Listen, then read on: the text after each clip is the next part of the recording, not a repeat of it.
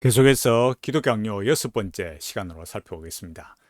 기독교 강요 우선 구조를 보면 이렇습니다. 제1권 창조주 하나님에 관한 지식, 제2권 구속주 하나님에 관한 지식, 제3권 은혜를 받는 방법과 은혜로 인한 열매들에 대하여, 제4권 은혜의 외적인 수단에 대하여 라고 이렇게 말합니다.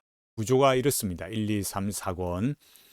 근데 여기 보면 이제 좀 더 세분해서 보면 이거는 창조주 하나님에 대해서, 이거는 구속주 하나님에 대해서, 3거는 결국 성령 하나님에 관해서, 4거는 이 교회 공동체에 관해서 말합니다. 그러나 우리가 이거를 마치 어떻게 이해하고 있느냐 하면, 그러니까 이렇게 성부 하나님, 성자 하나님, 성령 하나님 이렇게 분리되어 있는 것처럼 그렇게 단편적으로 이해해서는 안 되는 겁니다. 그럼 뭐냐라고 할 때, 기독교 초판에 나오는 거기서 말하는 대로 이 삼위일체의 구조로 이렇게 봐야 된다라는 거예요. 그러니까 여기 1권, 2권, 3권에서 이렇게 창조주 하나님, 구속주 하나님, 성령 하나님, 그리고 교회 이렇게 말할 때 이 삼위일체 하나님께서 어떤 분이신가? 그것이 제가 계속 강조했듯이 우리 존재의 변화에 뭘 말하고 또 교회를 말하는 거, 여기도 열매를 말하듯이 우리의 사명적 관점에서 어떻게 말하고 있는가, 이런 걸 잘 봐야 되는 거죠. 그래서 이런 사도신경에, 그러니까 삼일체 구조로 되어 있다라는 게 뭐냐라고 할 때, 사도신경의 그런 전체 구조에서 기독교 강요를 저술했다, 이런 거를 우리가 기억하고 있어야만 되겠습니다. 그러나 우리가 이제 중요하게 생각할 것은 이 기독교 강요, 칼빈의 기독교 강요를 그렇게 구조로만 아는 것이 아니라, 제가 다음에 또 마인드맵을 가지고 좀 말씀을 드리겠지만, 기독교 강요를 이렇게 구조만 이렇게 아는 것이 아니라 뭘 우리가 제대로 알아야 되느냐라고 할 때, 앞서 말한 대로 이런 것들이, 이런 구조, 지식을 말하는 것이 우리 존재의 변화를 위한 지식이다.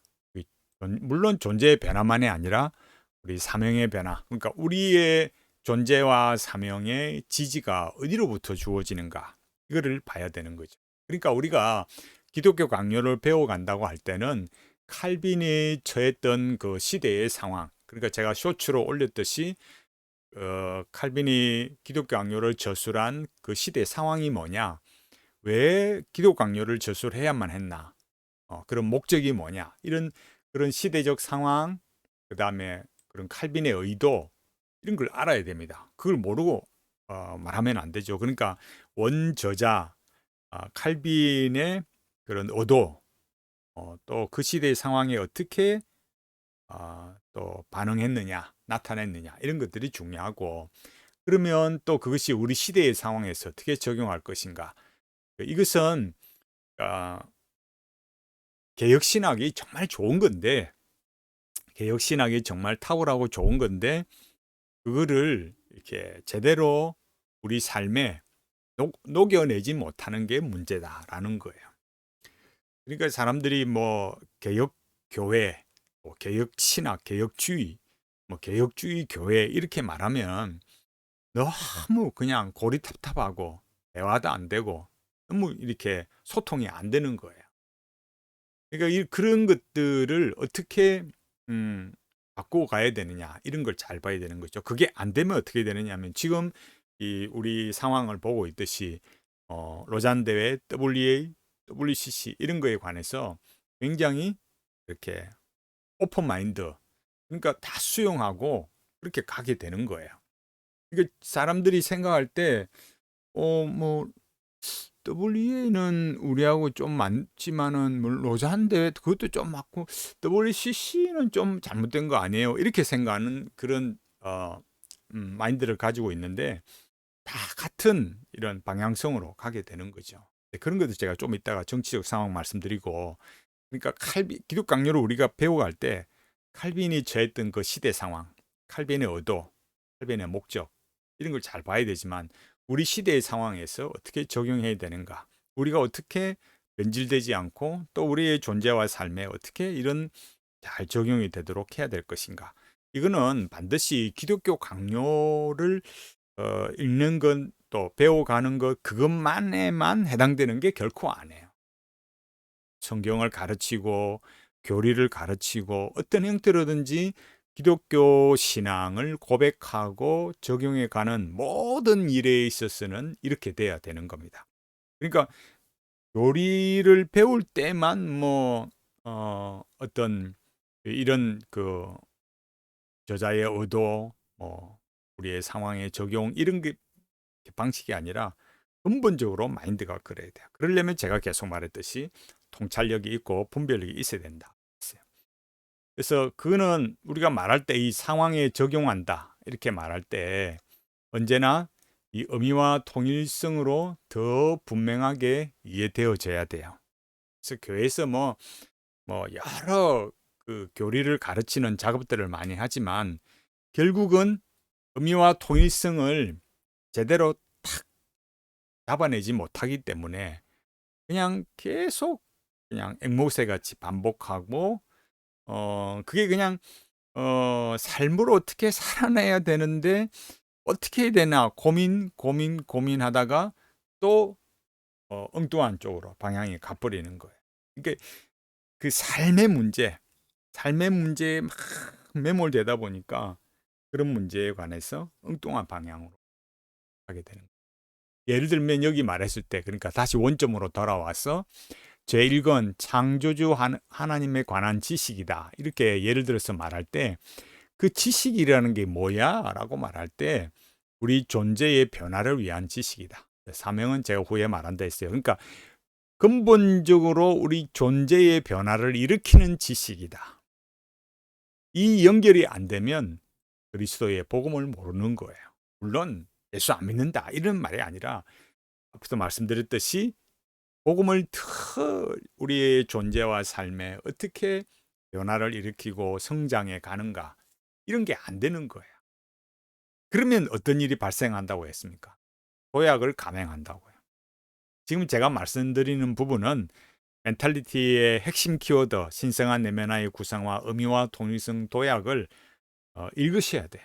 안 읽고 자꾸 그냥 뭐라 그럴까 수박 그달기 하듯이 그런 거 몰라도 돼. 이렇게 되면 제가 말하는 게 더 이렇게 제대로 이해가 안 되고 적용도 안 돼요. 그러니까 강의를 들으신 분들 또 아니면 책을 읽으신 분들은 또 설교를 들으시는 분들은 훨씬 이해하기가 좋죠. 모르면 손해예요. 의미와 통일성부터 읽고 신의 선언약과 도약, 내적 치유와 구상화, 내적 치유와 내면화에 읽어야 됩니다. 안 읽으면 왕체 무슨 얘기 하는지 모르는 거예요. 그러니까 지식이라는 거 지금 많은 분들이 교수님들이나 목사님들이 기독교 강요를 강의하지만 그런 것들이 그 조직 신학이라는 이름으로 교리라는 이름으로 중요하죠. 그렇게만 가르치니까 처음에는 열의는 좋은데 가르치는 사람도 열의를 가지고 시작하고 배우는 사람들도 열의를 가지고 시작하는데 좀 지나면 그냥 그 소리가 그 소리 같은 거예요. 모르는 게 아니니까 그 정도는 누가 모르겠나. 그냥 책 보면 되고 뭐 좀 인터넷 찾아보면 되는 건데 뭐 그게 뭐 그렇게 뭐가 중요해. 이렇게 되는 거예요. 또 열의도 식어지고 그게 뭐 별 의미가 없이 지나가 버린다고. 그러니까 지식이라는 거, 존재의 변화. 이게 연결이 안 되면 안 돼. 구원론이 뭐라고요? 존재론이다. 이거 아무리 말해도 안 되는. 십자가는 인간론이다. 십자가는 존재론이다. 이게 나와야 돼요. 그러니까 이거를 똑바르게 인식이 안 되면 저 세상 철학이 다 뭔 얘기예요? 그냥 한없이 어, 데카르트로부터 시작해서 니체나 하이데거나 뭐 후설이나 뭐 아무리 존재 사명 이런 걸 고민한단 말이에요. 그러니까 먼저는 항상 뭐예요? 존재가 뭐야? 인간이라는 게 뭐야? 이거를 막 그냥 끊임없이 고민한다고요. 근데 교회는 뭐예요? 예수 믿고 천국 간다. 이러니까 그럼 나는 뭔데요? 이렇게 된다니까요. 이게 연결이 안 되면 안 돼. 왜 지식을 말하느냐?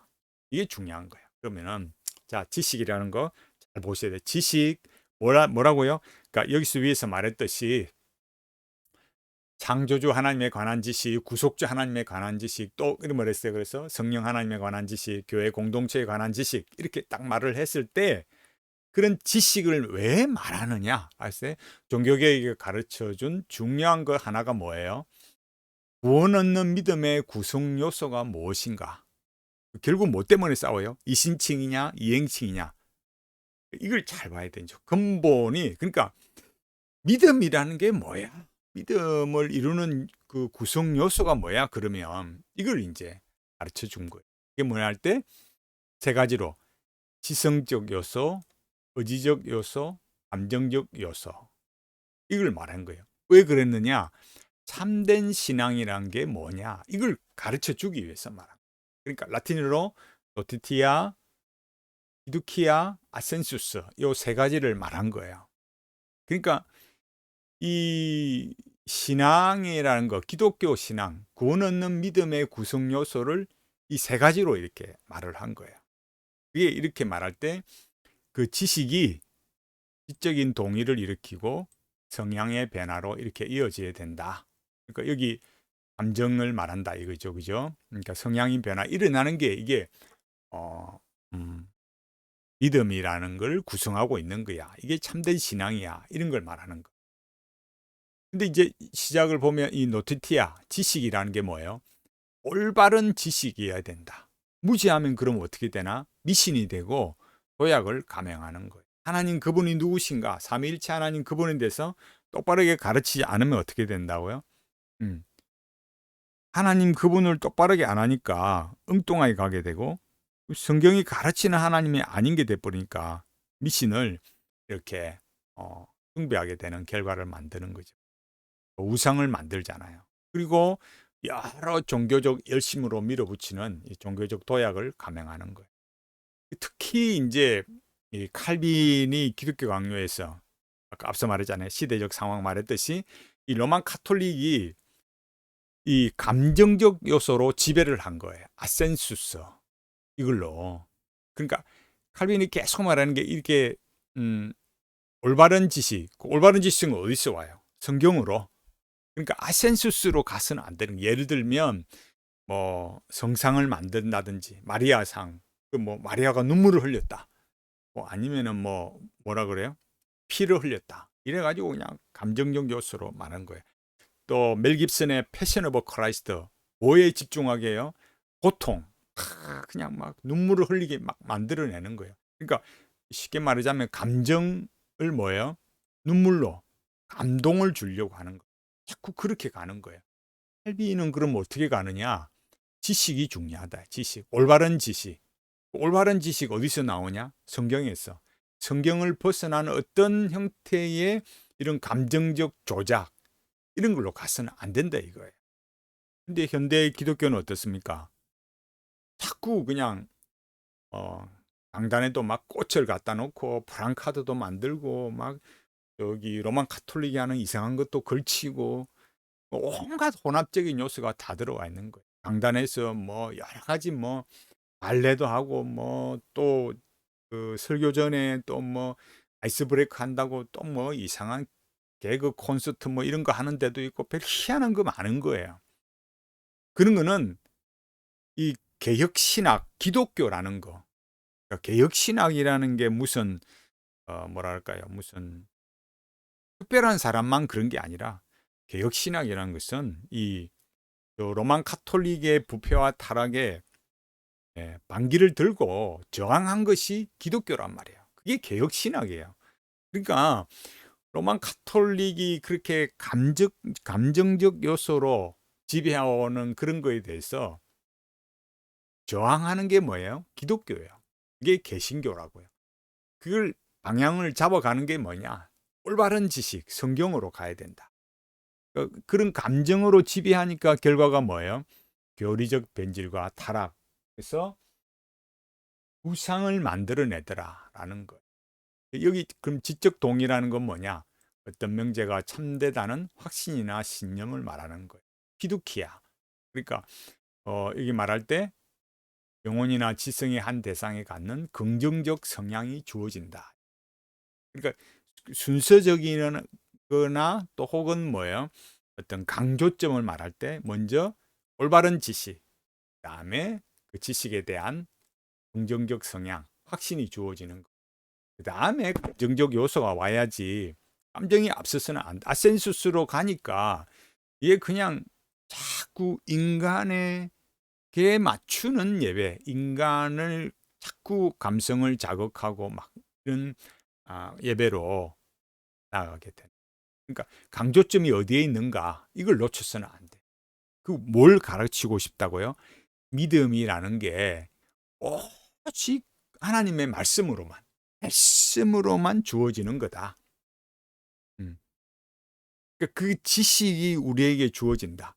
그러니까 이걸 잘 봐야 된다. 이렇게 다 가르치죠. 그러니까 개혁신학, 개혁주의가 뭐예요? 여기까지가 한계예요. 그러면 우리가 뭘 중요하게 생각을 해야겠습니까? 그러니까 이런 거를 지금 우리 관점에서 보면 지정의란 말이야. 지정의. 그 지정이라는 거, 여기 말했던 세 가지 요소. 지성적 요소, 의지적 요소, 감정적 요소. 이 세 가지를 말한단 말이에요. 그러니까 가장 중요한 게 뭐다? 말씀이다. 말씀을 통해서 우리에게 믿음이 주어진다. 그 말씀이라는 것, 나중에 말씀드리겠지만 그 말씀이라는 것도 무엇으로? 성령님의 역사하심으로만 주어지는 것이지 우리가 뭘 이렇게 능력을 발휘하는 게 아니다라는 거. 지정이라는 거, 이 세 가지 요소가 뭐래요? 인격이라는 거예요. 그럼 그 인격이 어떻게 구성되나라고 할 때, 물론 여기 말했듯이 그러니까 지성적, 의지적, 감정적 요소가 있는데 그런 게 어떻게 주어지나, 인격이 어떻게 형성되나 할 때 의미와 통일성이 주어져야 된다. 이거를 이 개혁 신학에서 가르쳐주거나 말해주지 않은 거예요. 왜 그랬느냐? 왜 그랬느냐 할 때 실존주의 철학이나 실존주의적인 기독교, 그러니까 키르케고르나 또 키르케고르 앞에 뭐예요? 철학적으로 헤겔의 철학 이런 거. 셰프가 말하듯이 이 게임의 질서를, 게임의 이 룰을 완전히 체인지해 버렸단 말이에요. 더 이상 이 통일성에 대해서 말하지 말자. 이런 거. 그러니까 결국은 이제 이 의미와 통일성이라는 이런 개념이 우리에게 너무 낯설어지게 된 거예요. 지금 우리 상황에서 의미와 통일성을 말하면 의미와 통일성이 뭐예요? 이렇게 돼버린 거예요. 이게 참 비참한 상태가 돼버린 거예요. 그러니까 워낙 이 실존주의 혹은 이 해결 철학이나 또 현대 철학의 영향으로 의미와 통일성 이런 게 단어 자체가 생소해져 버리고 그게 무슨 뜻인지도 모르게 된 거예요. 마치 우리 생활에 그런 걸 누가 가르쳐 주지도 않으니까 마치 뭐냐면 꼭 그런 게 필요해 이런 걸 모르는 거예요. 사실은 정말 다 요구되어지는 것이고 필요한데도 잘 모르게 된 거예요. 그럼 기독교 강요 가르치면서도 그러니까 뭐냐? 존재의 변화, 인격의 변화와는 무관하게 가르치니까 계속 또 어떻게 돼요? 지식에만 머무르는 경향이 있는 거예요. 소위 말해서 머리만 굵어진다 이 말이에요. 머리만 똑똑해지고 배우는 거는 뭐가 있는데 그래서 뭐 어쩌라고 인간이 안 변해요. 물론 인간이 변한다는 게 많이 까요. 참 부족하죠 사람이라는 게. 그런데 그 지식이라는 걸로 계속 그 어떤 좀 더 배우고 덜 배운 것 뿐이지 이 개혁 신학 이러면은 자꾸 고리탑답한 걸로 가버린단 말이에요. 그러니까 성경과 교리가 주는 그 유익을 누리지를 못해요. 그러니까 기독교 강요 배운다 이렇게 하면 뭐예요? 존재의 변화가 어떻게 일어나는가 이걸 우리에게 가르치고 있는 거예요. 계속 뭐라 했어요? 구원론은 존재론이다. 구원론은 인간론이다. 십자가는 존재론이다. 존재의 변화, 거듭남, 중생, 수양론은 아니다. 이걸 잘 봐야 돼요. 그래서 이 구원 얻는 믿음의 세 가지 구성 요소는 뭐라고요? 오직 믿음을 바르게 가르치기 위한 존재가 변화가 어디서 오느냐?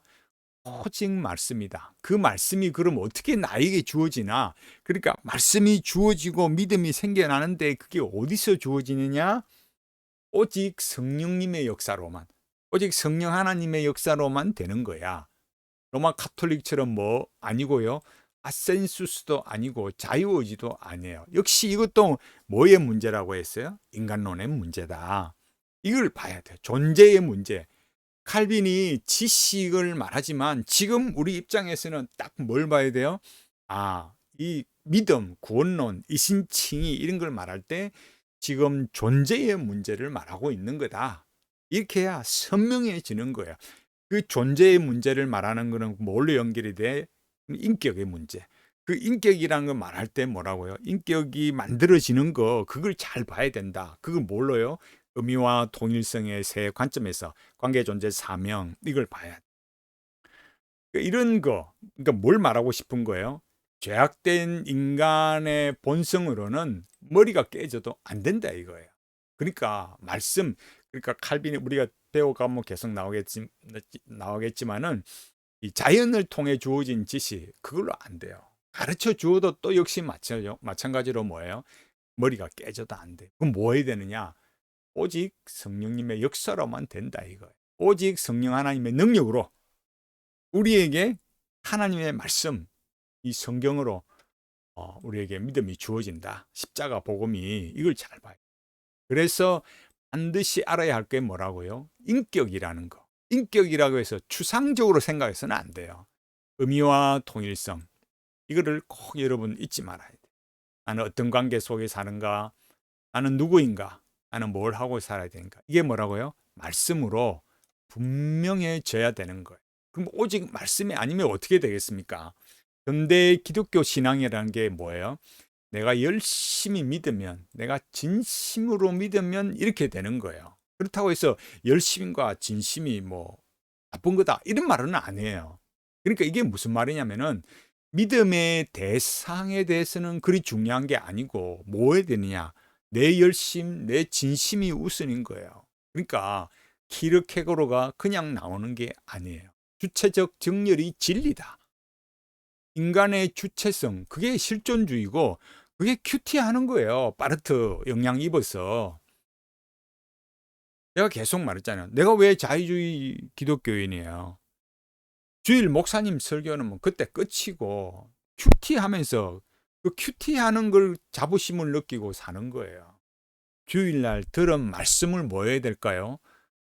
기도하면서 순종하고 사는 거. 성경 읽고 말씀에 순종하는 거. 힘내니 아멘하고 순종하는 게 돼야 되는 거. 그러니까 인간의 주체성이 강조되니까 그 인간의 주체성은 결국 뭘로 가는데요? 인간의 욕망, 그게 지배하는 거예요. 그러니까 결국 현대 신학이 말하는 하나님의 나라는 뭐예요? 인본주의 나라예요. 그러니까 그런 인본주의 나라는 뭐 해야 돼요? 정치 참여하라 이거예요. 좌파도 정치해야 된다. 우파도 정치해야 된다. 그 좌파, 우파, 기독교인들이 그는요, 칼빈을 모르는 소리예요. 지금 여기 믿음을 말하는 세 가지 요소, 노티티아, 여기 말했듯이 노티티아, 피두키아, 아센수스 이렇게 말할 때 핵심은 뭐라고요? 말씀, 성경 이걸 벗어나서는 안 된대. 왜? 로만 카톨릭이 변질되고 타락한 건 뭐 때문에? 아센수스 이걸로 하니까 이게 다 무너지는 거예요. 결국 이행칭이 미신, 우상 모든 게 그런 변질과 타락이 일어난다. 이걸 잘 보라니까요. 그러니까 정치 참여 이런 게 뭘로 이렇게 왜 이렇게 가느냐라고 했을 때 칼빈이 말한 거 제가 다음에 칼빈의 저항 이런 얘기 하겠지만은 오늘은 요것만 이해하시면 되겠어요. 그러니까 말씀 외에 다른 게 아니다 이거예요. 할바르트가 무슨 정치 말합니까? 보네프가 여러분 무슨 정치 말합니까? 이런 거 뭐라 했어요? 세속신학이라 했잖아요. 사신신학. 그런 게 뭐였어요? 인간을 위한 하나님, 인간을 위한 신학이 아닌 거. 그는 쓸데없다 이거예요. 죽을 판인데 이렇게 죽을 판인데 뭐 십자가만 설교하고 뭐 예배만 드리고 오직 말씀, 성경 그런 거 싫다 이거예요. 내가 지금 말하는 거 칼빈의 의도라는 거 굉장히 중요한 거예요. 우리가 지금 이 시대에 살면서 뭐 꼭 기독교 강론을 배워서 그런 것만 아니라 뭐가 문제인가? 핵심이 뭐냐 이런 걸 잘 봐야 되는 거라니까요. 그러니까 칼바르트 보네포 말하는 한국 기독교인들이 결국 여러분 어떤 정치 노선으로 가겠습니까? 또 지금 가고 있습니까? 여러분 잘 알잖아요. 그러나 칼빈은 기독교 신앙 그렇게 가르치지 않아요. 결국 하는 형태를 보면 어때요? 로만 카톨릭의 아센수스를 강조하다 보니까 카톨릭의 정치가 그러하듯이 지금 현대 기독교의 정치가 정치 참여 보수든 뭐 좌파든 우파든 진보든 아무리 뭐라 말하든지 간에 어떤 형태로 말하든지 간에 결국 다 하는 걸 보면 뭐예요? 정치 참여하라는 거예요. 칼빈이 그렇게 가르쳤느냐? 또 이렇게 말하면은 칼빈의 정치론 가지고 나오고 이렇게 하겠지만은 칼빈의 근본적인 의도가 뭐냐? 이걸 잘 보라니까요. 제가 다음에 그 부분은 칼빈의 저항에 대해서 또 다음 시간에 다음에 또 이야기 나올 때 꼭 다음이 아니라 다음에 제가 말씀을 드릴 거예요. 오늘 여기까지 하겠습니다. 시간이 좀 지나갔으니까. 그러니까 우리가 봐야 될 거, 기독 강요 구조가 이러한데 결국 뭐 해야 되느냐? 존재의 변화를 위한 지식이다. 그런 것이 인격이라는 거, 의미와 통일성으로 연결돼야 되고 결국 말씀이다. 말씀을 벗어난 딴 걸로 가면 안 된다. 아센수스로 믿음을 만들어내는 거, 그런 건 가짜야. 그런 건 성경이 말하는 신앙, 믿음이 기독교 신앙이 아니다 이거예요. 근데 존재의 변화가 어떻게 일어나는가 이런 거, 원론은 존재론이다 이런 걸 잘 봐야 돼요.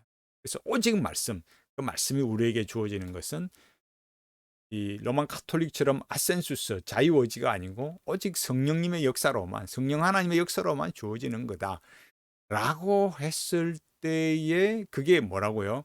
우리 존재의 변화, 인격의 변화로 이어진다. 그게 인격의 변화를 말할 때 뭐예요? 의미와 통일성, 간존사, 이게 말씀으로 분명해져야 되는 거예요. 아센수스 말고 또 내적 치유 이런 거 말고요. 그러니까 그런 걸 벗어나니까 결국 뭐예요? 그런 아센수스로 간다는 게 인간의 그런 주체성, 키르케고르, 헤겔, 칼바르트, 보네포 다 결국은 뭔 얘기하는가? 예, 결국 정치 참여로 가더라. 왜? 인간의 욕망이라는 걸 이루어야 되니까 그걸 이루기 위해서 뭔들 못하겠어요? 그러니까 지금의 이런 한국의 정치 상황, 신학의 변질이다 이거예요. 칼빈이 말했던 그 소위 말해서 이 개혁 신학이라는 그의 그 본질에서 벗어난 거다. 이걸 잘 봐요.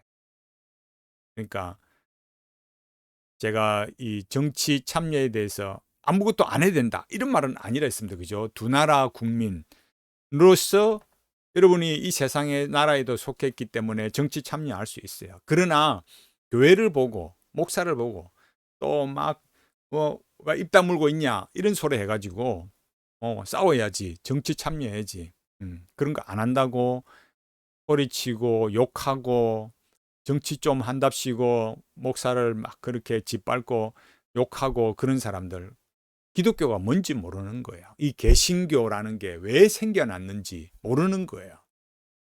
이 정치 참여라는 거, 지금 제가 말씀드린 걸 잘 연결해 보면 이해하는 거예요. 그러니까 현대 기독교가 그만큼 칼빈으로부터 벗어났다. 잘 아시게 될 거예요. 자, 우선 보면은 오늘 기독 강요 6번째 이렇게 해서 마무리하고 다음 시간에 계속해서 말씀드리도록 하겠습니다. 은혜로운 한 주간 되시기 바랍니다.